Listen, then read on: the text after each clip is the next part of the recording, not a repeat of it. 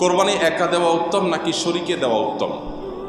কোরবানি অবশ্যই ভাগে না দিয়ে একাকী দেওয়া উত্তম, এতে কোনো সন্দেহ নাই। আপনি একটা গরুর 7 ভাগের 1 ভাগ নিলেন, এটার চাইতে আপনি একটা ছাগল কোরবানি দিলেন, এই দ্বিতীয় অপশনটা অবশ্যই উত্তম, এতে কোনো সন্দেহ নাই।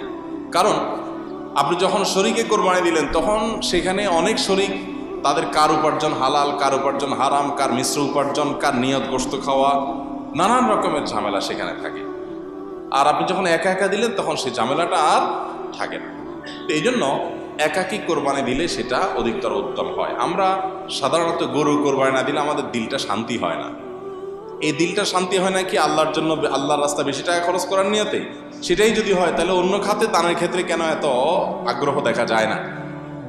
তো এই জন্য আসলে আমাদের নিয়তটাকে পরিশুদ্ধ করা দরকার যে আমরা কেন কোরবানি দিচ্ছি। অতএব কোরবানি আপনি একা একা দিতে পারলে সেটা উত্তম। হ্যাঁ, শরীকে দিলে সেটা জায়েজ আছে, না জায়েজ না। শরীকে কোরবানি করতে হলে কোন কোন বিষয় লক্ষ্য রাখতে হবে? শরীকে কোরবানি করতে হলে আপনাকে লক্ষ্য রাখতে হবে প্রথমত যে শরীক সবার উপার্জন যেন হালাল হয়।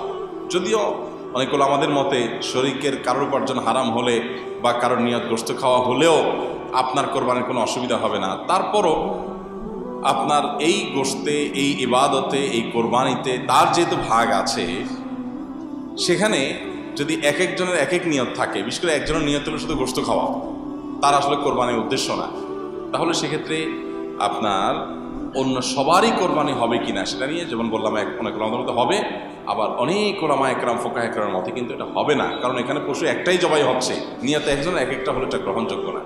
এক। দ্বিতীয়ত হলো নবী সাল্লাল্লাহু আলাইহি ওয়াসাল্লাম বলেছেন ইন্নাল্লাহ তাইয়্যিবুন লা ইয়াকুলু ইল্লা তাইয়্যিব, আল্লাহ পবিত্র, পবিত্র ছাড়া কিছু গ্রহণ করেন না। অতএব কোরবানির পশুতে হারাম টাকা কেউ ইনভেস্ট করলো, আল্লাহ এটা গ্রহণ করবেন না। এখন আপনি বলবেন যে আমি তো আর হারাম টাকা ইনভেস্ট করি নাই, তারটা আমাকে কেন পোহাতে হবে?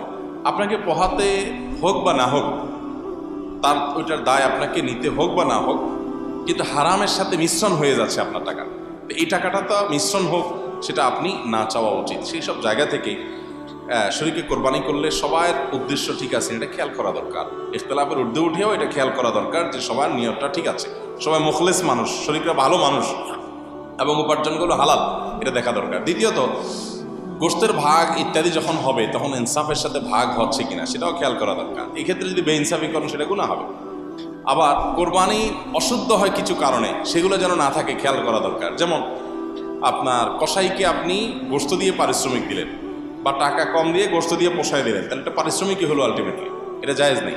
শরীকে কোরবানি দিলে এগুলো বিশেষভাবে খেয়াল করতে হয়, কারণ শরীকে এক একজন এক এক চিন্তার, সবাইকে এক করে তারপরে কোরবানি করার চেষ্টা করতে হবে।